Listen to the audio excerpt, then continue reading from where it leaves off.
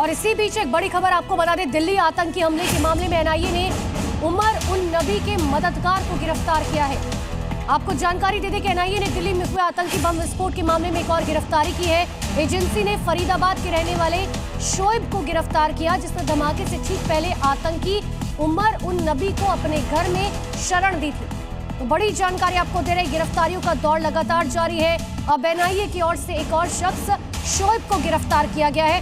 फरीदाबाद से इसे गिरफ्तार किया गया और इसके ऊपर इस बात का आरोप है कि धमाके से ठीक पहले उसी ने उमर को अपने यहाँ पर शरण दी थी।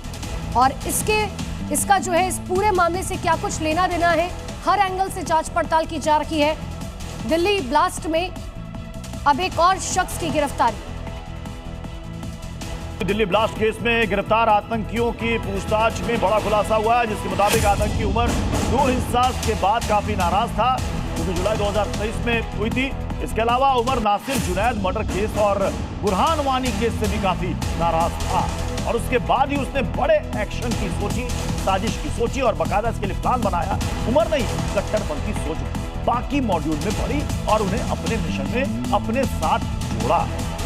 तो ये नई खबर, नया खुलासा निकलकर सामने आया कि आखिर किस बात का उस पर असर हुआ था, किस बात से वो नाराज था। कुछ और जानकारी इसके बारे में आपको दे देते हैं। उमर कई भाषाओं का जानकार था, हिंदी आती थी, उर्दू बोल लेता था, इंग्लिश आती थी, अरबी, फारसी, चीनी, फ्रेंच, इन सभी लैंग्वेजेस का वो जानकार था। उमर को लेकर जो नया खुलासा हुआ वो ये भी कि उमर हर सलाह एक लाइन में खत्म करता था, हर सलाह एक लाइन में खत्म कर देता था। और उसकी लाइन क्या होती थी वो भी आपको बताते हैं। ये धर्म का काम है, सवाल सही नहीं है, ये वो कहता था। ये देखिए, लाइए जल्दी से। उमर हर सलाह एक लाइन में खत्म कर देता था। उसकी लाइन क्या थी, जल्दी से लाइएगा। ये धर्म का काम है, सवाल सही नहीं है। सामने वालों को यानी कि चुप करा देता था, अगर कोई इससे सवाल करता था सीधे धर्म से जोड़ देता था। मॉड्यूल के दूसरे सदस्य उमर को सही मानते थे कि उमर जो कह रहा है वो सही कह रहा होगा, क्योंकि धर्म का मामला है। उमर ने चीनी भाषा में सीक्रेट चैट ग्रुप बनाया ताकि किसी को समझ में नहीं आए, अगर कोई पढ़े तो किसी को समझ में नहीं आए, पढ़ लेना पड़े। सभी नाम, मैसेज और निर्देश सभी चीनी भाषाओं में ही दिया करता था। AK-47 खरीदना, विस्फोटक बनाना उमर का ये दिमाग था, उसकी दिमाग की ये साजिश थी। उमर के सूटकेस से भी बम बनाने का सामान बरामद हुआ है। तो ये बड़ी जानकारियां निकलकर सामने आई है। जम्मू कश्मीर में सुरक्षा बलों पर हमले की प्लानिंग भी ये कर रहा था।